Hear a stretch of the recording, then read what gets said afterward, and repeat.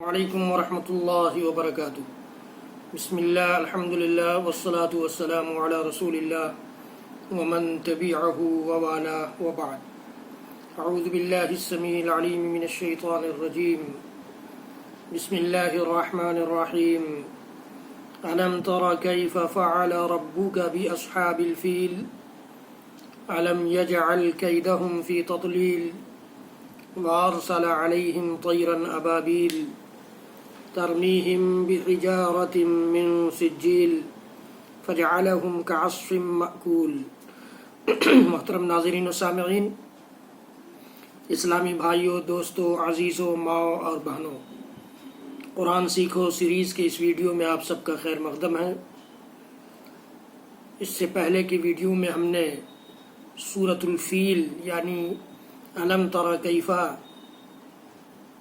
کے الفاظ کے معانی جانے تھے، سیکھے تھے۔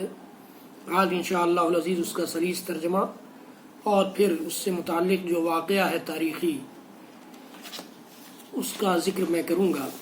تو آئیے سب سے پہلے ترجمہ سیکھتے ہیں۔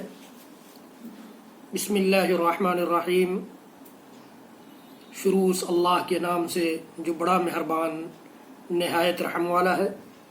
علم تر کیف فعل ربک باصحاب الفیل، کیا آپ نے نہیں دیکھا کہ آپ کے رب نے ہاتھی والوں کے ساتھ کیا برتاؤ کیا، کیسا سلوک کیا۔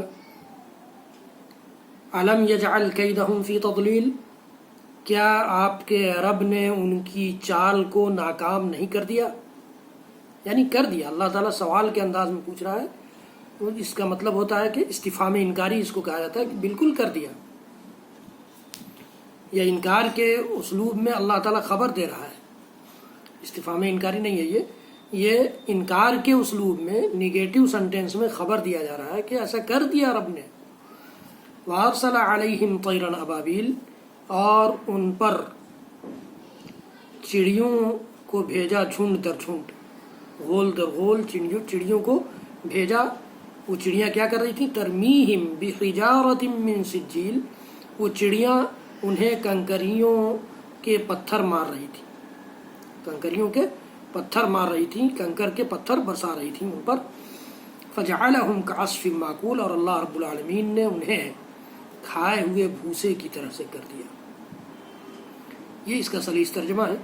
واقعہ یہ ہے کہ اللہ کے نبی صلی اللہ تعالیٰ علیہ وآلہ وسلم کی پیدائش سے تقریباً 50 یا 55 دنوں پہلے کا واقعہ ہے۔ یمن سے خانہ کعبہ کی تخریب کے لیے ابرہہ نامی ایک لشکر چلا۔ حبشہ کے بادشاہ کی طرف سے یمن میں ابرہہ الاشرم گورنر تھا۔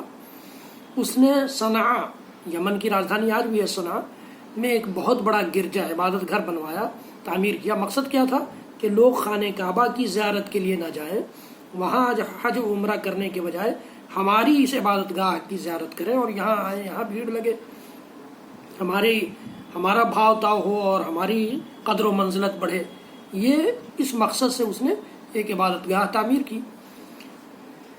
یہ بات اہل مکہ اور دیگر قبائل عرب کے لیے، جزیرہ عرب میں بسنے والوں کے لیے سخت ناگوار تھی، اس لیے کہ خانہ کعبہ کی ایک اپنی تاریخ تھی، حضرت ابراہیم علیہ السلام سے چلی آ رہی تھی۔ عرب والے ابراہیم علیہ السلام کو اپنا جد امجد سمجھتے تھے اور ان کی بنائی ہوئی اس عبادت گاہ کی بڑی قدر ہوتی تھی۔ اس عبادت گاہ کے خدمت گزاروں کی الگ سے قدر تھی، متولیان کی الگ سے قدر تھی۔ اس کے آس پاس بسنے والے یا اس شہر کے بسنے والوں کی جزیرہ عرب کی نگاہ میں بڑی عزت تھی، منزلت تھی۔ تو ظاہر ہے کہ اتنی آسانی سے اتنی پرانی قدر و منزلت اور خاندانی وراثت میں ملی ہوئی قدر و منزلت کو یہ ابرہہ نہیں چھین سکتا تھا۔ ناگوار گزری ہوئی، چنانچہ ان میں سے ایک شخص نے ابرہہ کے بنائے ہوئے اس عبادت خانے کو غلاظت سے پلید کر دیا، گندا کر دیا، اس میں ٹوائلٹ وغیرہ کر دیا، اس کو گندا کر دیا۔ اس کی اطلاع جب اس کو ملی تو اس نے خانہ کعبہ کو ڈھانے کا عزم کر لیا اور ایک لشکر جرار لے کر مکہ پر حملہ آور ہوا۔ کچھ ہاتھی بھی اس کے ساتھ تھے۔ جب یہ لشکر وادی محصر کے پاس پہنچا تو اللہ تعالیٰ نے پرندوں کے غول بھیج دیے جن کی چونچوں اور پنجوں میں کنکریاں تھیں۔ وہ کنکریاں ان پر برسا رہی تھیں اور وہ کنکریاں مسور کے برابر تھیں، صرف مسور کے دال کے برابر۔ جس فوجی کے بھی یہ کنکری لگتی یا جس ہاتھی کو بھی لگتا اس کا گوشت سڑنا شروع ہو جاتا، اور وہ آخر کار مر جاتا ہے۔ خود ابرہہ کا بھی یہی ہوا کہ وہ صنعا پہنچتے پہنچتے اس دنیا سے فنا ہو گیا، اس دنیا سے چل بسا۔ اس طرح اللہ تعالیٰ نے اپنے گھر کی حفاظت فرمائی۔ اسی موقع سے عبد المطلب جو رسول اکرم صلی اللہ تعالی وسلم کے دادا تھے، ان کے اونٹ چر رہے تھے چراگاہوں میں، تو وہ ان کے لشکریوں نے، اس کے لشکر کے لوگوں نے ان کے اونٹ گرفتار کر لیے تھے، پکڑ لیے تھے۔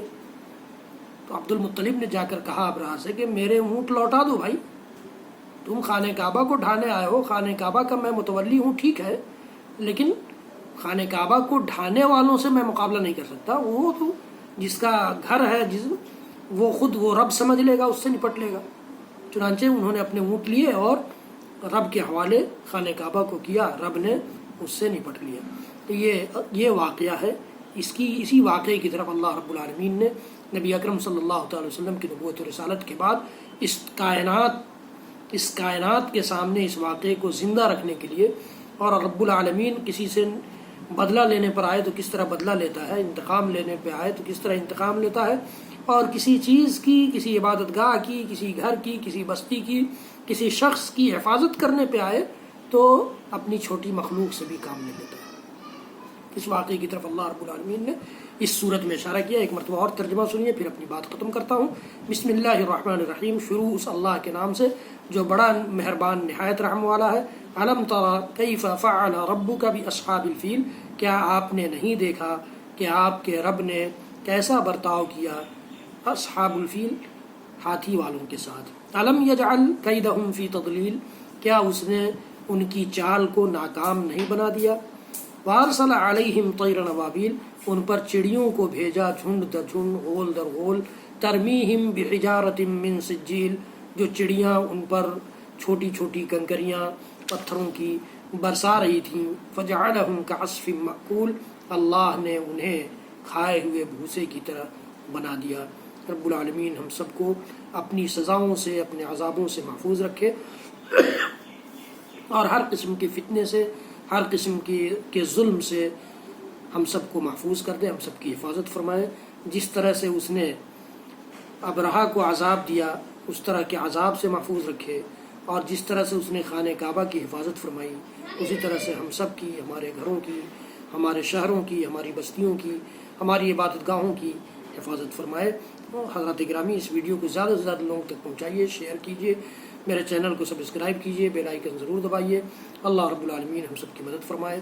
وصلی اللہ تعالی علی نبینا محمد وعلی آلہ وصحبہ وسلم۔ سبحان ربک رب العزۃ عما یصفون، وسلام علی المرسلین، والحمد للہ رب العالمین، والسلام علیکم ورحمۃ اللہ وبرکاتہ۔